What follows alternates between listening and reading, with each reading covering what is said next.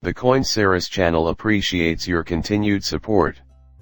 Here, folks, we're having a passionate debate about the proposed XRP.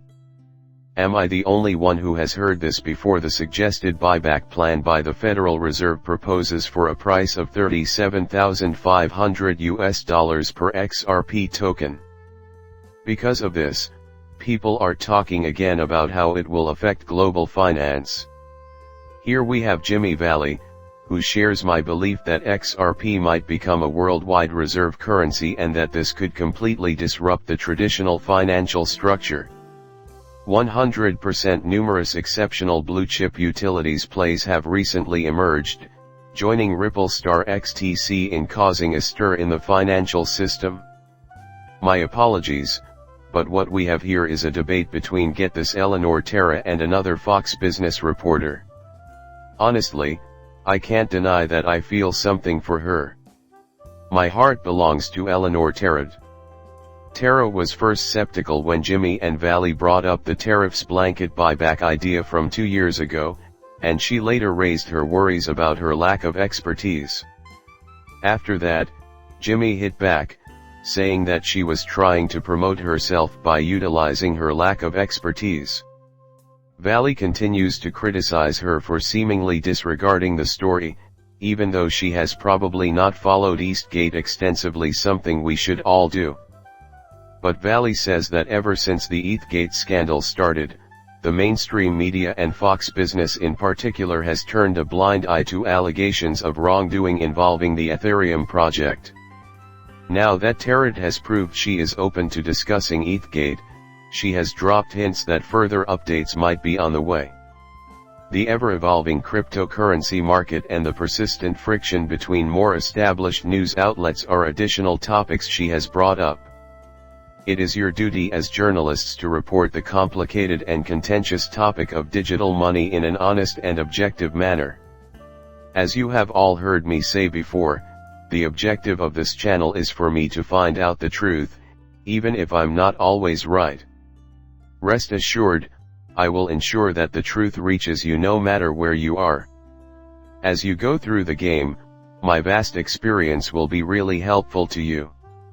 What follows is an outline of the points I want to make on the ways in which you might benefit from my background in the stock market and cryptocurrency. Quickly, I will return. Someone has updated the SEC vs Ripple scenario a bit. Accordingly, the SEC has requested additional time to finish the approaching deadlines and settle the ripple effect of the SEC case, including remedial briefs. The revised due dates are March 22, April 22, and May 6, 2024. Rullis is portrayed as an adversary by the SEC in its opening brief, and the agency replies to the criticism in its reply brief. In response to the SEC's request, Ripple extended the due date.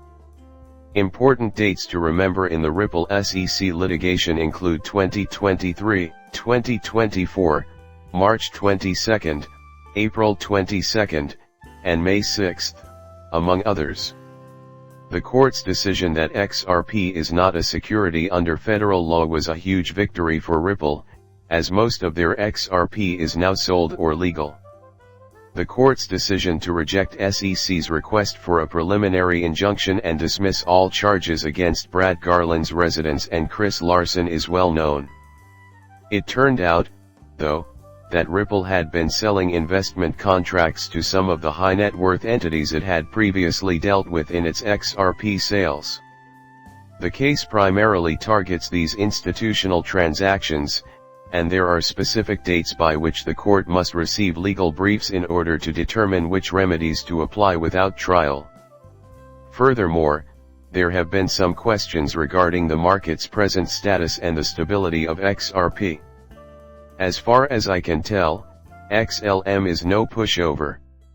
To the best of our knowledge, XDC is solid, and that Stellar and Ripple are teaming up with big banks and everything.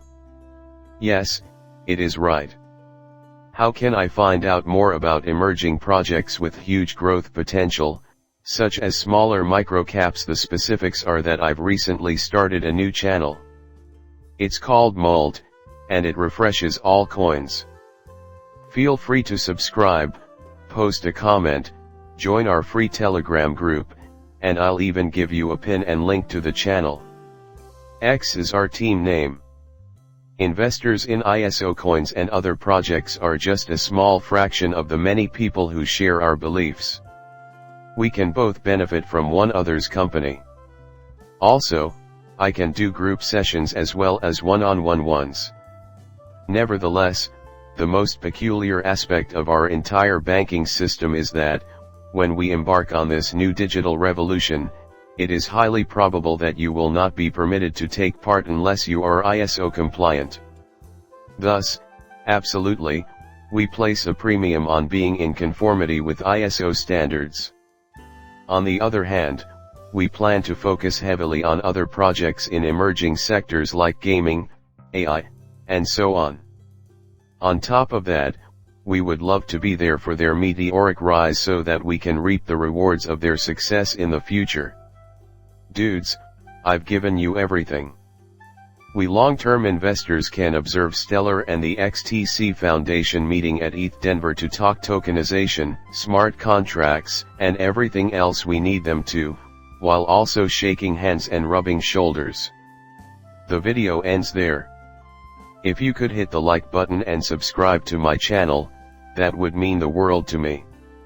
Depart, muchas gracias.